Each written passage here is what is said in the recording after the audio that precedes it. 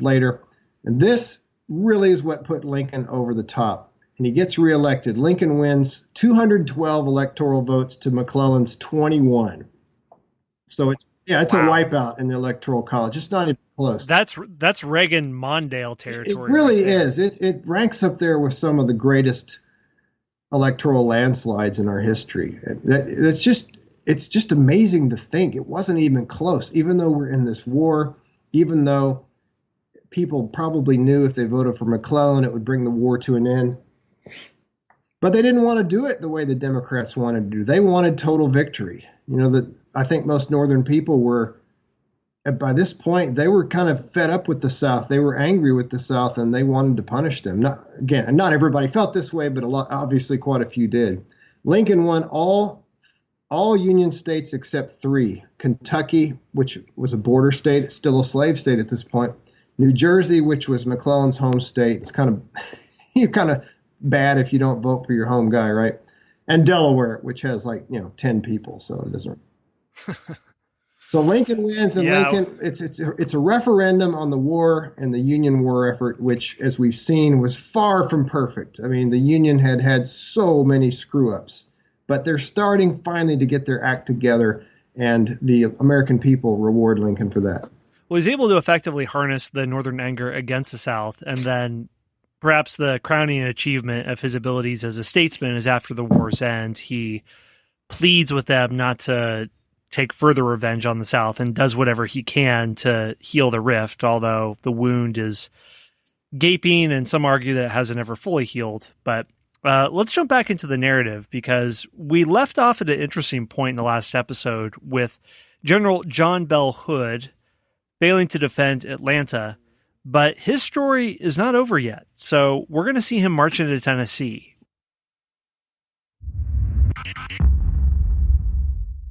Hey everyone, want to take a short break in this episode on our narrative on the Civil War. I want to mention a way how you can help support this show. And you can do so by saving big with a great new product from a company called Candid. Candid basically takes all of the misery out of adult orthodontia. There's millions of people at any given time in the United States who have wire braces, and there are many, many millions more who should be wearing retainers and aren't and need a tooth straightening solution. Well, Candid is a company that makes it possible to get tooth straightening without ever having to visit an orthodontist, without ever having to leave your home, and to get it all done much more cheaply and in a fraction of the time of conventional orthodontia.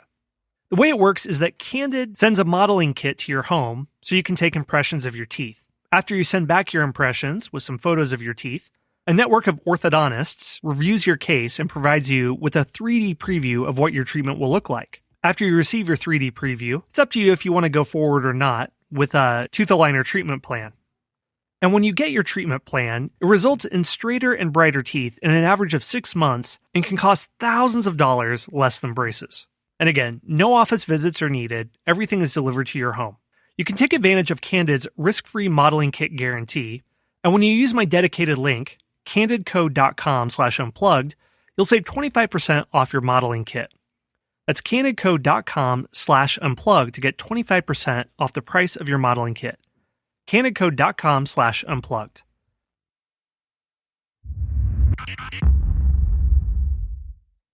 What's happening with our friend Hood? Hood, as he typically did, comes up with a very bold strategy. He was not a calm and methodical and plodding general by any stretch of the imagination. So he decides, instead of just backing up south of Atlanta and continuing to try to stop Sherman, he's going to go again on the offensive. He's going to go behind Sherman, march around Sherman's army, get in his rear. And he thought this would force Sherman to turn around and go back and go after Hood, lest his supply line be broken. We'd seen this happen in the East several times, where the Confederate Army makes a bold movement, and the Union has to go chase them down. Jefferson Davis approves this plan. Davis and Hood hoped the campaign might even result in the recapture of Tennessee and possibly even Kentucky, or at least part of the states. At this point, that was a pipe dream, but hey, give them points for thinking big, right? For being bold. They're always a scrappy little group of underdogs, so they have to be optimistic. Yeah, and again, we've talked about this before. In some ways, the Confederacy had to be bold. They had to be aggressive and roll the dice. I mean, it worked for Robert E. Lee so many times in the past. The Confederacy couldn't afford to just sit there and get pounded on and pounded on and pounded on and end up like the Confederate Army in Vicksburg, which basically hunkered down and went into a totally defensive mode and ended up getting captured. 30,000 people. They had to be aggressive. So the Confederates set out in September. They moved north instead of south. Hood, again, is hoping that Sherman will come chase after him. Well, guess what Sherman did? I think that he would chase after him, yeah. But or not. He actually doesn't. Sherman doesn't play. What? Yeah, Sherman says, yeah, you go ahead. That's fine, buddy. Just knock yourself out. I got other plans. Sherman didn't play by other people's rules. This is not a Burnside or a Hooker or a McClellan. Sherman just ignores Hood's movement. He does send George Thomas and his army of 60,000, probably down to about 50,000 now, but he sends Thomas to go north and to stop Hood. But he instead proposes to Lincoln and Grant to go on a destructive march to the coast, living off the land. And he said famously, where 1 million people live, my army won't starve. So he wants to just really punch the South and hit them where it hurts, hit them in the gut, so to speak, literally take their food source away, as well as tear up rail lines and other types of war supplies. So again, he sends Thomas to the north, to Nashville, to stand in Hood's way. And Hood marches towards Nashville. He's got 40,000 men. Thomas has 50,000. That pretty soon grows to 60,000. And again, that's the thing. That's where that northern population advantage comes in. The North doesn't have that much trouble coming up. I mean, sometimes they had trouble getting people to sign up, but once they had the draft, which, that wasn't perfect either, but it wasn't that hard for the Union to scrounge up 10,000 guys. For the Confederacy, that was almost impossible. Hood's soldiers are marching north. They're heading toward Nashville. They're not equipped with cold weather gear. It gets really cold in Tennessee during the winter. They're running low on food. They're not in a position to do this invasion, this attack, but Hood doesn't care. He wants to give it a try anyway. He's gambling. The evening, so he gets close to Franklin, Tennessee, which is south of Nashville. And one evening, the temperature gets down to freezing, but both armies, this is a note from another battle that I forgot to take out, although there was a lot of freezing. This is something from I think it was from Chickamauga. I can't remember, but there is a lot of, there's the issue of the cold, which is definitely going to hurt the Confederacy more than it hurts the Union. The Union Army is very well supplied. All right, so back to the actual campaign. Hood, as I mentioned, arrives at Franklin. There's 28,000 Federals under Schofield. Schofield, remember, was one of the other Army commanders. He had also been sent north. I didn't mention that earlier. But Schofield's got 28,000 guys, and Hood doesn't want to wait until the troops are in place. Hood is in a hurry. He wants to strike quickly. He doesn't have all of his guys. He has 18,000 against 28,000 Federals who are dug in across 2 miles of open ground. Did I mention that? No, I didn't. But so it's starting to look like Pickett's charge, and it's going to have similar results. It's an absolute disaster. This is called the Battle of Franklin. 6,000 Confederates are casualties, including 12 generals. 12 generals, including Patrick Cleburne. We mentioned him earlier. He was an Irish immigrant who became a Confederate general, very talented commander. He was one of these cream rising to the top kind of guys, but now he's cut out of the picture.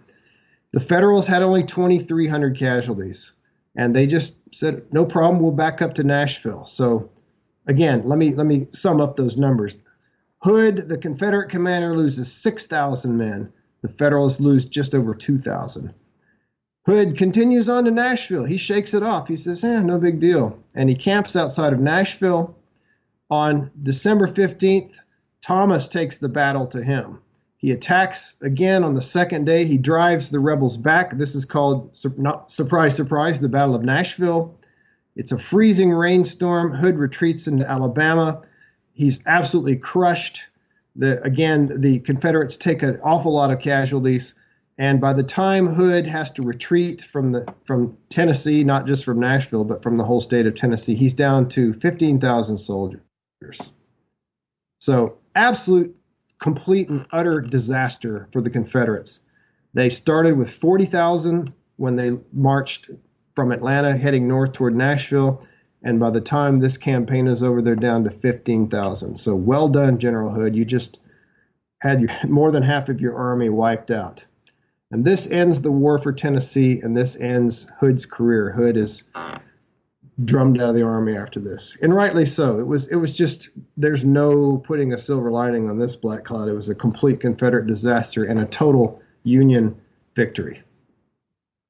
Yeah, I wonder in the annals of Confederate lore, does Hood occupy a low circle of hell like a Pemberton or those types of people? Well, not so much, because Hood has a mixed record. Hood was a terrific brigade commander. Okay, so when he was commanding 3,000 or 4,000 guys, he was one of the best. He commanded what was called the Texas Brigade, which was made up almost entirely of people from the state of Texas, of course.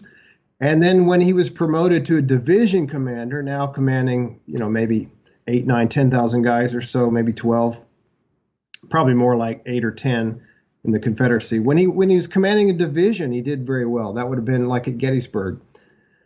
He did well. So he, a mixed record. Hood was just a guy who had risen about as high as he should have. He was not the right kind of person for an army command. He did really well at lower levels. Sorry to bring out baseball again. Hey, everybody, take a drink when I say baseball. Go back and listen to the last episode, and you may be falling on the floor before you finish it. But in baseball, you have guys that tear it up at single A, double A, triple A. They're great players. They're one of the best. They make the all-star team in triple A, but you bring them up to the majors and they just can't handle it. And that's what happened with Hood. Hood was great at the lower levels, but just, he was too aggressive, too foolhardy to be an army commander. So for that reason, he has a mixed legacy, not a completely negative one. It's always a difficult balance between being aggressive enough to get victory despite a numerical disadvantage in a way that Stonewall Jackson, Nathan Bedford Forrest, and Lee can manage, but not be so aggressive that you're exploiting the inherent weakness your army already has. Yeah. And there's less and less margin for error. There's less and less wiggle room to be able to effectively march that line as the war effort goes on. You can blame Davis too. Why did he promote this guy? But you could make the same charge against Lincoln. Lincoln promoted a lot of really crappy guys, but it's because, crappy at the high level. But you don't know that. You see a general who is really kicking some serious butt at the brigade level or the division level, and there's no reason to think that they won't be just as good when you raise them up. There's a lot of post-game analysis that James and I will do in a wrap-up episode because these questions are not resolved at all. There are many who will say the Confederate effort was doomed from the start. Others say that at different points it could have succeeded years into the battle, in fact. And there are some that would almost argue close to the end. Maybe not this far, but there are many points where the Confederacy could have won. And it's not that clear. It's clear in hindsight, but for the people on the ground, there were legitimate fears that the Confederacy would be able to marshal enough forces and enough support among the population to win. Mm-hmm. But we're going to see something that is going to be a major, if not the nail in the coffin of Confederate hopes. That is Sherman's march to the sea. So, James, walk us through his plan and saying that if this land can feed 1 million people, we can live off of it. So what does that look like on the ground? Yes. Okay. So Sherman had about 100,000, maybe down to 80,000 or so after some of the sparring with Johnston and Hood outside of Atlanta. He sent Thomas and Schofield back to Tennessee, and now that leaves them with about 60,000, maybe 62,000 to be exact. And General Hood, John Bell Hood, does Sherman a huge favor by just completely evacuating the premises and leaving Georgia wide open. There's almost nobody to oppose Sherman. There's just a handful of cavalry. There's some Georgia militia, which is mainly old men and young boys. So Sherman is going to be unstoppable. There's no serious opposition to his plan. Grant orders him to clear the country